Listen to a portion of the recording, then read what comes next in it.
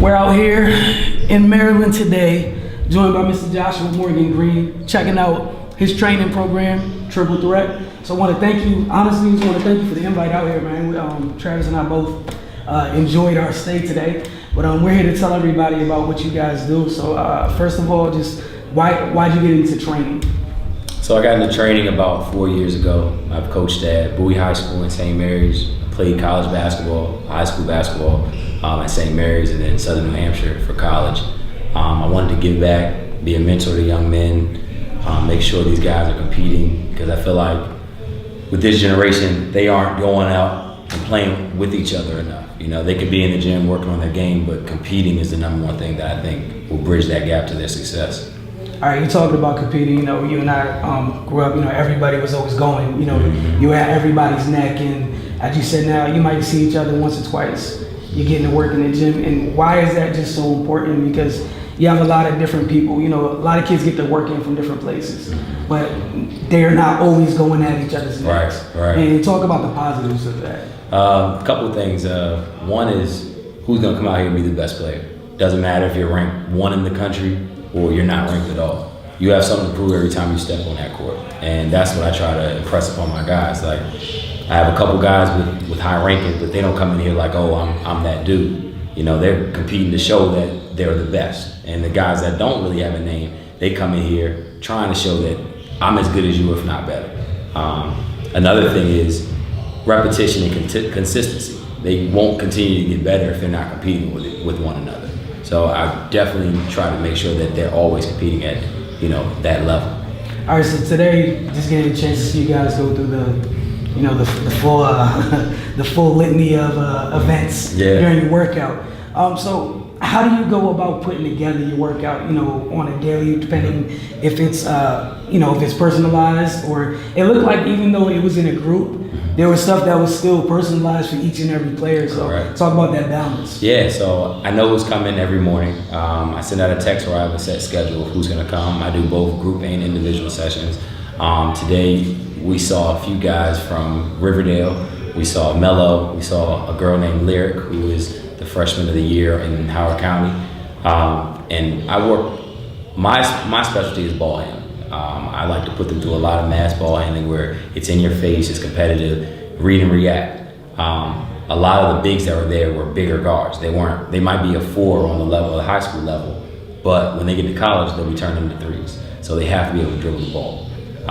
So that's how I kind of plan on my lessons. I also try and every morning set out something different. I don't want to come in with the same game plan every time. That's another way the kids will get bored, get sidetracked, and their minds will wander off. Try to keep it fresh, and yeah.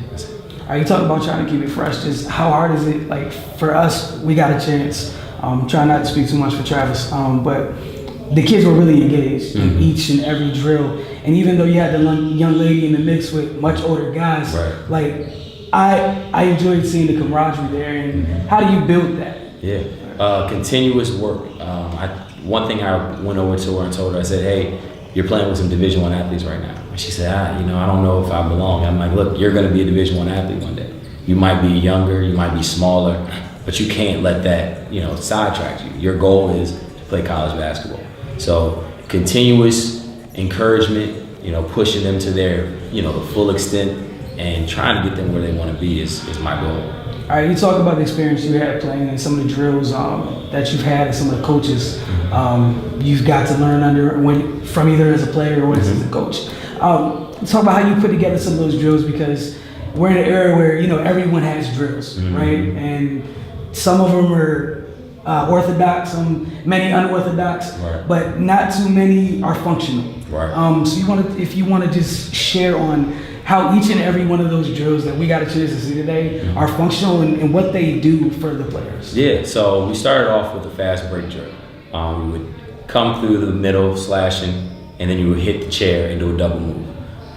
One thing I don't like to do is go on YouTube. I don't want to say, all right, we're going to go on YouTube today and five drills. No. In an industry that's saturated with trainers, you have to use your creativity. You have to be able to say, what sets me apart from another trainer? So what I do is I have my staff, Blake Bozeman, Kevin Breslin, my intern, Jared Gray. We talk, we have a group text that we're saying we're continuously sharing ideas. one big thing, like I said, so once they do a triple move, they hit another cone, boom, do another move. They hit another move, counter, do another move, then score. So it's not going to be, all right, we're going to do 50 dribbles. We're going to make a game situation. If you're cutting across the middle, you're going to find somebody that's going to stop you and try to play defense. Right. So change of speed is going to be very huge, especially in the development of guards. So that's one of the things. I also had them do chair drills where they're doing one dribble wrap or one dribble in and out. So that's just more so, they're not doing that in the game, but in a sense, you're getting your handles more, you're becoming more confident with your dribble. So the more you can add to it to make them read and react, I think the more confident they get. And then in one drill, I had them do a fast break, slide to the chair, one of the guards, get up and touch the backboard 10 times.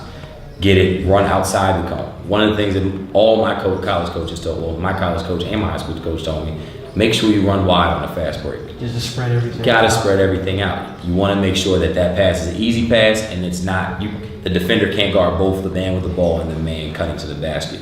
So I have them run wide, finish with a dunk, lyric, finish with a hard layup. And then lastly, we did some one-on-one off the pick. So, you know, a lot of the problems of the game today is people want to over dribble.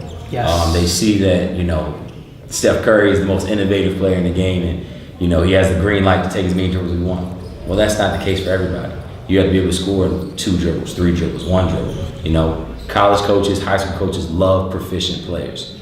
So that's why we do that drill. And lastly, we always do full court 2-on-2. So it's a continuous competitive who's going to win. Who came here today knowing that I'm not going to lose.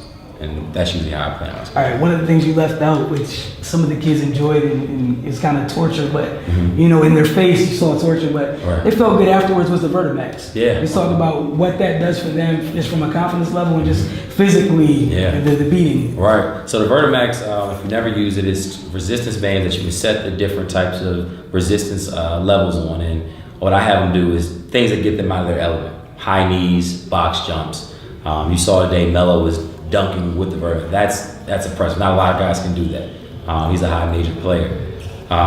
It increases your speed, increases your elevation, increases your acceleration and deceleration. It also helps with your core strength. And a lot of people don't tell, like, the first thing I always tell my guys is, you know, if you're doing this, keep your core tight. You know, make sure that you have a nice foundation. So if you're going forward, lean forward a little more. Because if you're leaning backwards, you're gonna fall back. So that's why I always tell them, you know, keep your core strong. So it definitely, and you can also, what I didn't do today was you can strap them around your ankles, around your waist, around your arms. A lot of things, we put the bands around your wrists and we do hard jabs, quick rips of balls because, you know, if you're on the wing, first we teach our guys triple threat, strong rip. So we work on that often.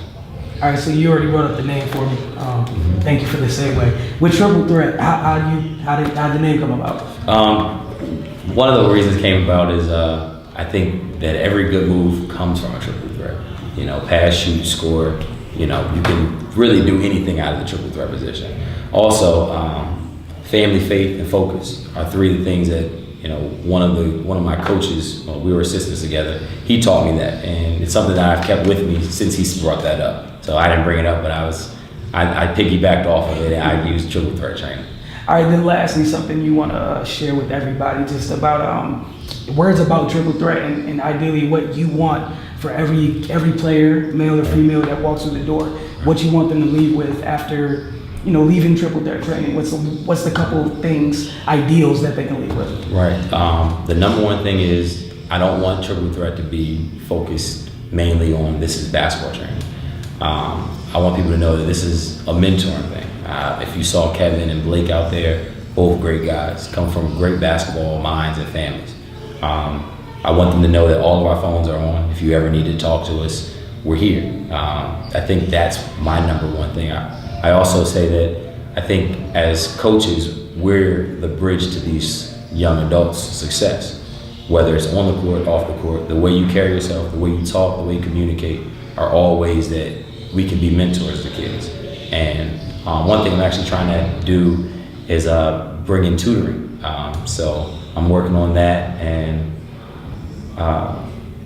you know, never giving up. You know, I didn't play Division I basketball. I'm training a lot of Division I basketball players. So I think that's one of my main goals is that if you don't give up, you can accomplish your goals.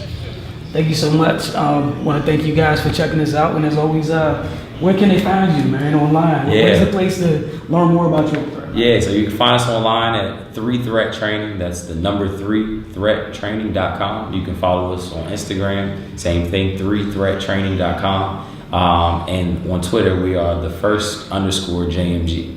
So follow us. Thanks for watching Triple Threat Training. That's it, man. That's simple. That's dope. That's dope.